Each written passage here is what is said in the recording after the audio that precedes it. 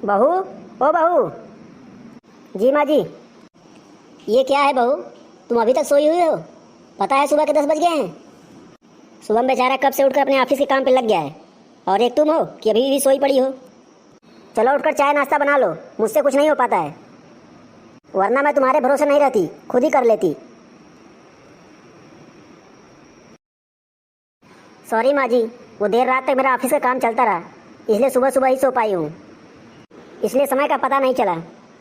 आप चलिए, मैं अभी जल्दी से आती हूँ। हाँ हाँ ठीक है, मेरा कुछ नहीं, लेकिन शुभम को देख लो, उसको कुछ चाहिए तो नहीं?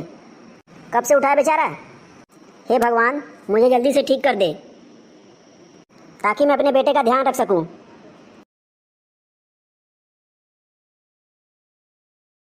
अरे ये तो वाकई 10 बज गए हैं।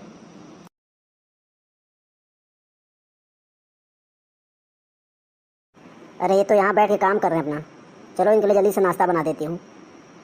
ये आपका चाय नाश्ता रख दिया है, अब मैं जा रही हूँ नहाने। हाँ ठीक है, लेकिन थोड़ा जल्दी तैयार होना, आज बॉस के साथ ऑफिस में मीटिंग है। ठीक है, बस आधे घंटे में रेडी हो जाती हूँ। यार ये प्रेजेंटेशन अभी तक रेडी नहीं हुआ, मैं बॉस के सामने क्या दिखाऊंगा मीटिंग में। अरे पत्रकार, तुम भी अपनी बहू को ज़्यादा सर पे मत बैठाओ।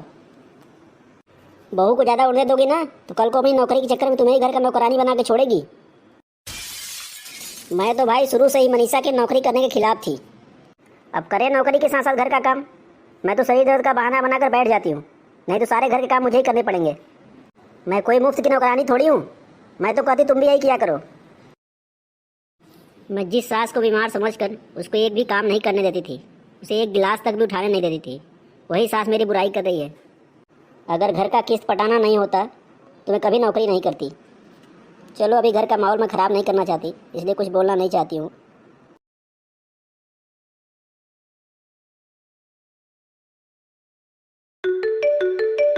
हाँ बेटी बोलो। हाँ माँ प्रणाम। और क्या हाल चाल है बेटा? हाल चाल तो सब ठीक है, आजकल मेरी सास आई हुई हैं। अरे तो गांव छोड़ के यहाँ क्यों आई हैं? उनको गांव भेज दे अपने। आप चुप रहो माँ, आप बिल्कुल भी मेरी माँ जी के खिलाफ एक शब्द भी नहीं बोलेंगी। पता है आपके चक्कर में मैंने उनके साथ कितना बुरा व्यवहार किया था, लेकिन आज मुझे उनकी कीमत पता चली। तुम तो उनके यहाँ आने के कितनी खिलाफ थी, मगर आज वो यहाँ ना होती ना माँ, तो न जाने हमारा क्या हाल होता। तुम्हें तो पता ही है कि मेरा नौकरी करना कितना ज़रूरी है। कोरोना ने यहाँ भी ऐसा कहर ढाया हुआ है कि सारा काम घर से ही करना पड़ रहा है। बुम्पू का बेबी केयर सेंटर भी बंद है। मैं और राजेश अपने ऑफिस के काम में फुल टाइम बिजी रहते हैं। ऐसे में माँ जी अकेले ही बुम्पू को भी संभालती है और पूरा घर का काम भी देखती हैं, मुझे कुछ करने नहीं देती। अगर वो ना होती तो हमारा क्या होता।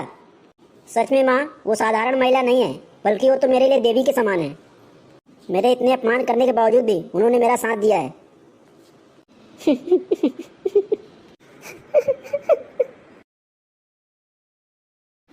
आज मेरी बेटी ने मेरी आंखें खोल दी।